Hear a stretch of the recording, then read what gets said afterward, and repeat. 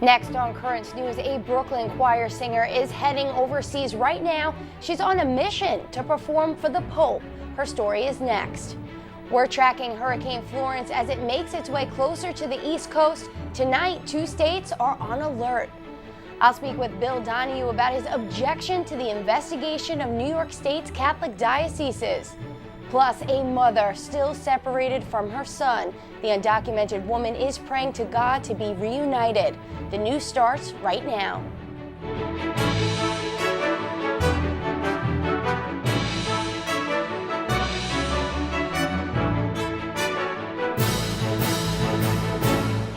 If I was able to sing for him, then that would just be amazing. It's nail-biting time for a gifted Brooklyn teenager. She's hoping to perform for Pope Francis. Hi, I'm Michelle Powers. Liz Faultless is off tonight. Diana Marie Panuto is heading across the Atlantic Ocean at this moment. The choir member at Park Slope St. Xavier Church is dreaming of singing for the Holy Father. Currents News' Tim Hoffman reports.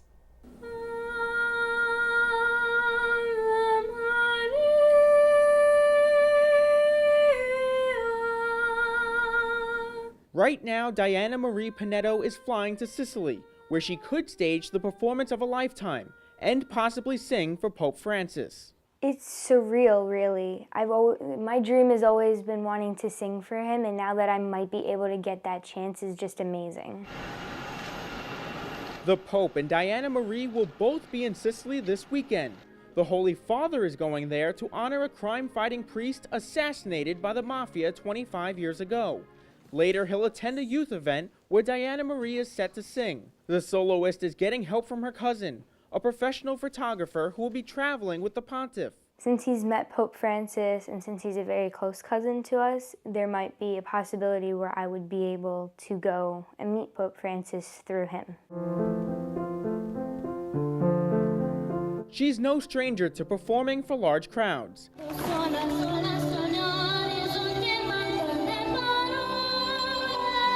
Diana Marie is a member of the choir at St. Xavier Church in Park Slope and has performed at diocesan events throughout Brooklyn and Queens. I love singing. Singing is what built me to who I am today.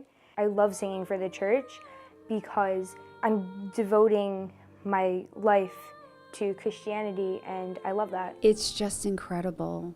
I've seen her grow in the church, and I've seen her grow as a young adult. And we're very proud of her, of who she represents. And if this 14-year-old gets her moment with Pope Francis, she wants him to know she traveled over 4,500 miles for this once-in-a-lifetime opportunity. I would definitely tell him that I represent the Diocese of Brooklyn and that I came to see him and that it was my dream to sing for him. And if I was able to sing for him, then that would just be amazing.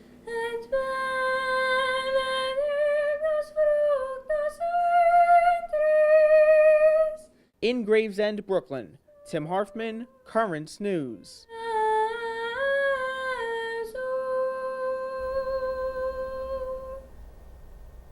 The final countdown is underway to a vital summit at the Vatican about the church and young people.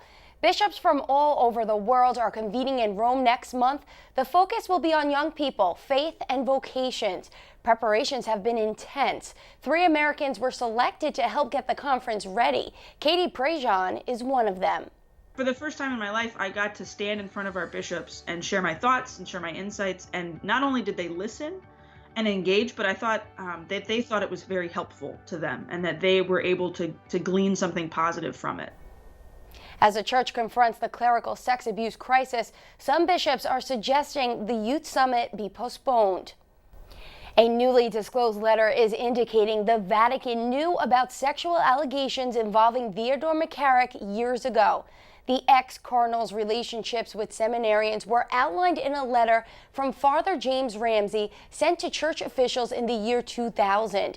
Vatican correspondence to Father Ramsey, who was the pastor of Manhattan St. Joseph's Church, thanked him for alerting officials. That letter was written in 2006. A priest from Long Island is stepping away from his duties after new allegations against him have surfaced. Father Brian Brinker is being accused of sexual abuse of a minor between the years of 1993 and 1997.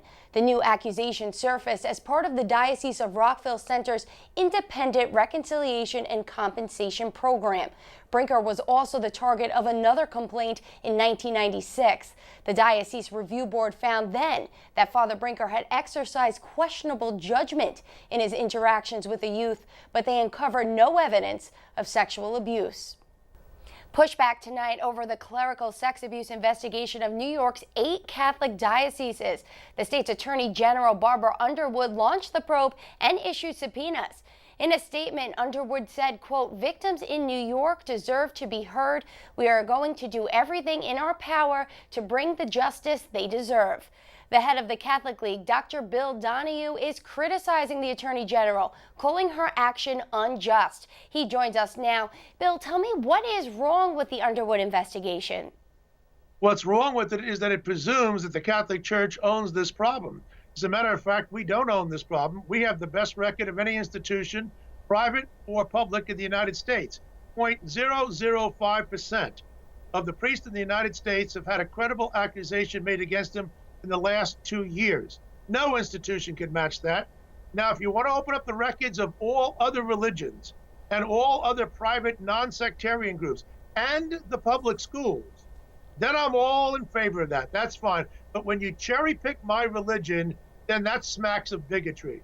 And Bill, you're applauding Cardinal Timothy Dolan for the New York Archdiocese investigation, and that was the one that uncovered the charges against Theodore McCarrick. Do you think the church is adequately prepared to investigate itself? I think that I'm going to give you a two-part answer. At the macro level in Rome, I think the answer is no. They've had a lot of opportunities there to clean up things, and they have not. In the United States, and not just because I'm an American, but we've had some progress made since 2002, and they've done a very, very good job. And just mention Cardinal Dolan. Most viewers don't understand that Cardinal Dolan was the one who outed Cardinal McCarrick. It wasn't the civil authorities. It was his own independent compensation and reconciliation program. In Brooklyn, has a similar type program. So no, I think that in terms of the states and the United States, I think they're entirely capable of reforming themselves. They've done a splendid job. I am less sure about Rome. The former Vatican ambassador, speaking of Rome to the United States, Archbishop Carlo Vigano, has called for the Pope to resign. Do you know him, and do you think the Holy Father should step down? Well, it's not the role of the Catholic League to be so presumptuous and to engage in kind of a lay clericalism and to be that arrogant that I'm going to tell the Pope what he ought to do. I'm here to defend wrongdoing against the church. I'm not here to defend wrongdoing of the church. Do I know Bishop Vigano? I do know him, and I know he's as a man of integrity, but I'm not at liberty to get into the details as to why I think he's a man of integrity. But yes, I do know him, and I think very highly of him. The leader of the U.S. Bishops' Conference, Cardinal Daniel DiNardo, he's calling for answers urgently to the Vigano allegations. But Francis has chosen to be silent about the accusations, at least for now. What do you think about that silence? Well, it's not going to work. Nobody can stonewall their way out of this. I mean, Cardinal DiNardo did the right thing, and I've spoken to other bishops and cardinals, and I know what they're thinking too. We want an answer to the question, especially what happened over the weekend. Now that we have positive proof that in the year 2000, that Rome was aware that McCarrick was a predator. In 2001, he was elevated to the Archbishop in Washington, and then in that same year, 2001, he was made a cardinal. Oh no, if Vigano has said there's a big, fat, thick dossier on McCarrick, we need to see it, and no one's going to stop this investigation. The Catholic League stands with Cardinal DiNardo, the head of the USCCB. We've got to get to the bottom of this and find out what happened, who knew what, when, and why did they elevate this man? Bill, my last question for you. Where do you see all these investigations, these probes ending up, really quickly? Well, I'm going to have more to say about this, and I am going to be writing to the State's Attorney Generals across the United States. We want an equal playing field. Don't just choose the Catholic Church to open up its files. I want to see the files in the public schools and in all other religions and of the psychiatrist and the psychologist and the therapist and the coaches and everybody else who's involved where you have interaction between adults and minors. They say we don't own this problem and we should not be selectively chosen. This is Catholic profiling at its worst. Bill, thank you so much for your time. We'll talk soon. Thank you so much. The Brooklyn Diocese has received the subpoena sent by the Attorney General and is in the process of reviewing it. The diocese said in a statement, quote, "We have been collaborating closely with law enforcement for many years and stand ready to work with her office on this investigation." In 2002, the Diocese of Brooklyn handed over all allegations of sexual abuse of minors by a priest or deacon to the district attorneys in Brooklyn and Queens. Since that time, we have adopted a zero-tolerance policy and have reported any and all allegations of sexual abuse to law enforcement. The Diocese of Brooklyn has a toll-free and confidential sexual abuse reporting line. That number is 888-634-4499. For more information, you can also go to the Diocese of Brooklyn's website, dioceseofbrooklyn.org, and click on Protecting Our Children. New developments tonight in the Chile clerical sex abuse investigation. 2 bishops in the country have been subpoenaed to give testimony about possible abuse cover-ups. Cardinal Ricardo Azadi was scheduled to testify in August, but after requesting a delay, he has now been rescheduled for October. The second bishop, Juan Barros, according to victims in Chile, Barros is one of 4 bishops who were part of a so-called Iron Circle cover-up around a pedophile priest back in 2011.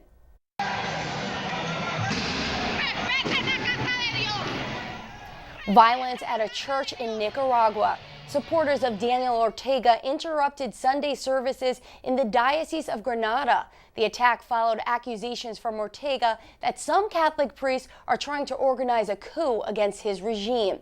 Tension in Nicaragua has been high for months, with human rights organizations saying hundreds have died in violent clashes between the government and opponents. A Dallas police officer is free on bond this morning after being charged with manslaughter in a shooting that left a man dead inside his own home.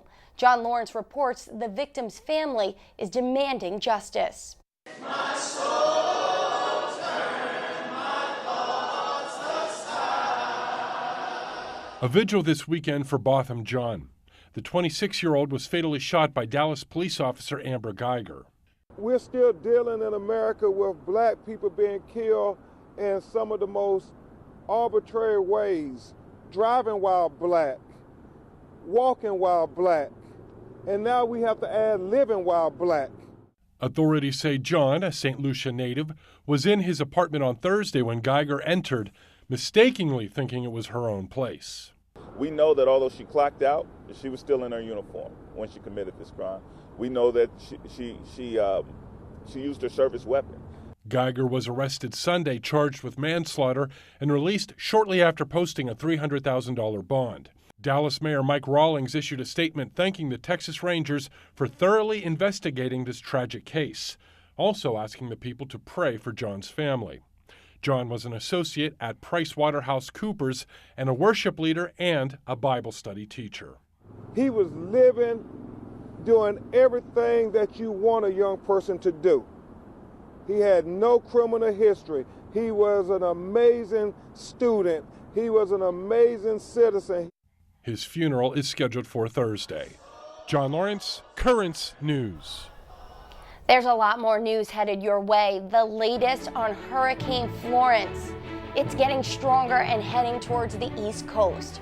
A mother's plea to God that she and her son are reunited after they crossed the U.S. border with Mexico illegally. The Pope has a special message for the newest bishops of the Catholic Church. Do you have a story idea? Is something happening in your parish we should know about? We want to hear from you. Keep this email handy. newstips@desalesmedia.org. Email us. We'll be right back.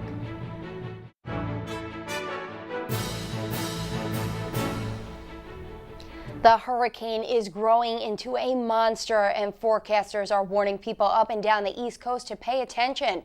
Natasha Chen reports the very latest as residents get ready for the approaching storm. Just filling up, getting ready for, the hurricane, and I got a couple of boats that I got to move and just gas for the generators. Midday Monday, the National Weather Service called Florence a Category 3 storm, then within an hour upgraded it to a Category 4. The best safety plan is preparation and common sense. We still have a couple of days to get ready, so let's use that time. Before Florence makes impact late Thursday night or Friday morning, some on the coast, including people on North Carolina's Hatteras Island, are already evacuating. Florence is a threat well beyond our coast, so inland counties need to be ready as well. People are stocking up. They're completely out of water, so he's going to try to go up the beach, but I guarantee they're out of water too. Supply stores are selling a lot of plywood and generators. Officials warn people to be prepared to be without power for a while and to clear debris from their yards before high winds pick it up and create damage. South Carolina is also preparing to be in the path of the storm. At noon tomorrow, we're going to reverse the lanes on 4 big roads leading from the coast. The South Carolina governor says 1 million people will be trying to leave the coast. People in Charleston are already offering free sandbags.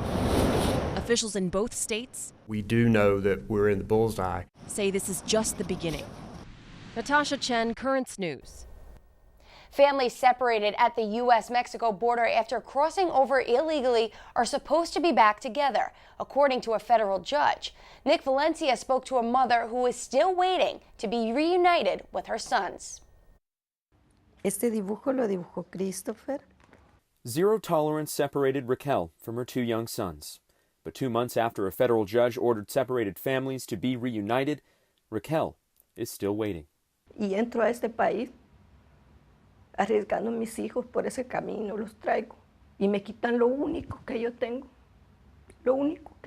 para vivir, por lo único que me levanto todos los días y digo, voy, Dios mío, voy, ayúdame. But help hasn't come. She's not sure it ever will. Her harrowing 20-day journey from El Salvador seeking asylum has instead brought even more pain. Her oldest boy was recently reunited with his grandmother, but her youngest son, who is 9 and is autistic, is still being held. Raquel doesn't know when they'll be together. Es tan difícil mentirle a mi hijo y decirle, mi amor, yo voy a regresar mañana. Ese mañana nunca llega. Me dice que se quiere ir, que ya no quiere estar ahí.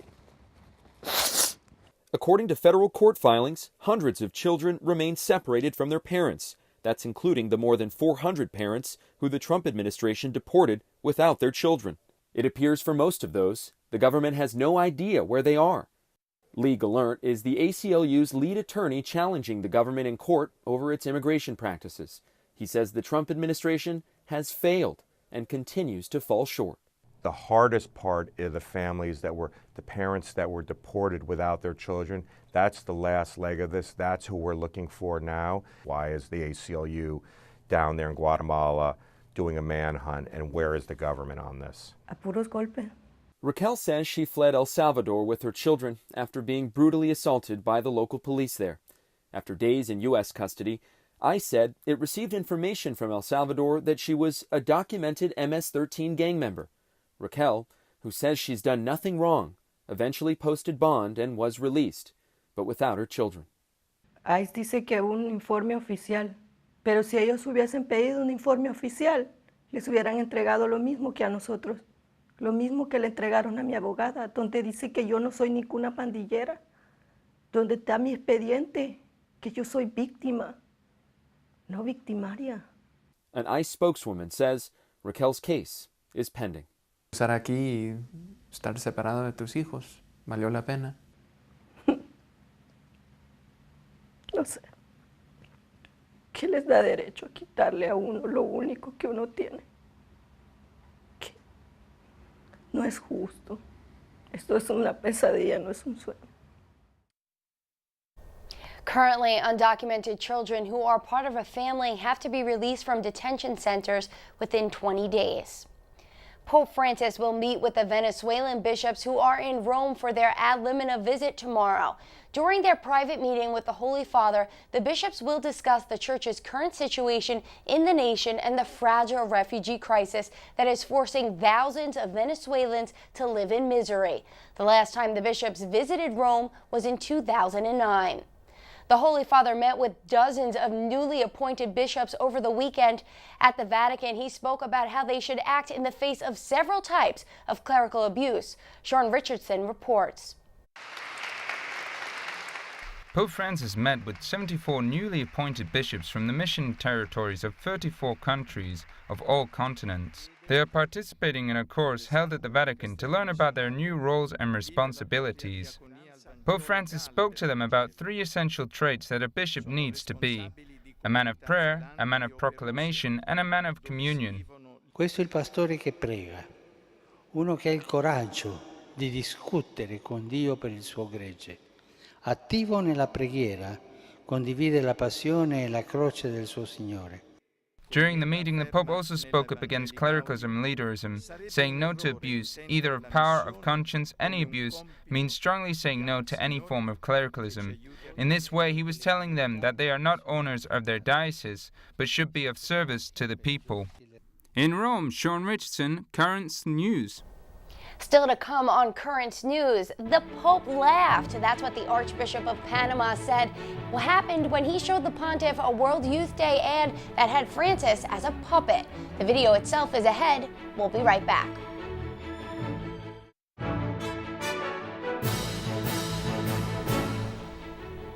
World Youth Day will be upon us shortly, and excitement is building. The Archbishop of Panama is spreading that excitement through a video he shared with Pope Francis. Melissa Butts reports. The World Youth Day of Panama is starting to build excitement for January. With the goal to reach everyone, this weekend it summoned thousands of children. Los invitamos a la JMJ Kids. Les saluda el Papa Francisco.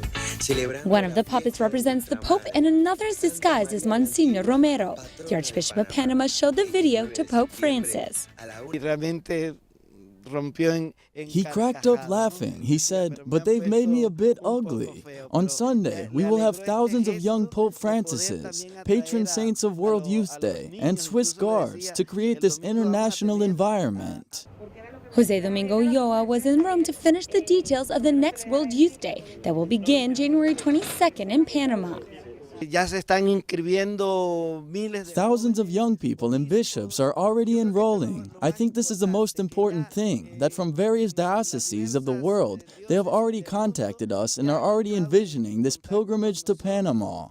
In Panama, hundreds of people have made their homes available to pilgrims who will be attending.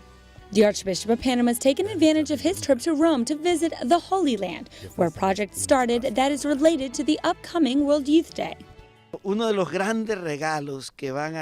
the great gifts the pilgrims will receive is this rosary, made with olive wood from Bethlehem. We will give 2 to each pilgrim, along with a commitment to pray with it themselves, then give it to another, and pray for peace in the world, for youth, and for Christians of the Holy Land. The most wonderful thing about this rosary is that we have been able to help more than 250 families in the Holy Land.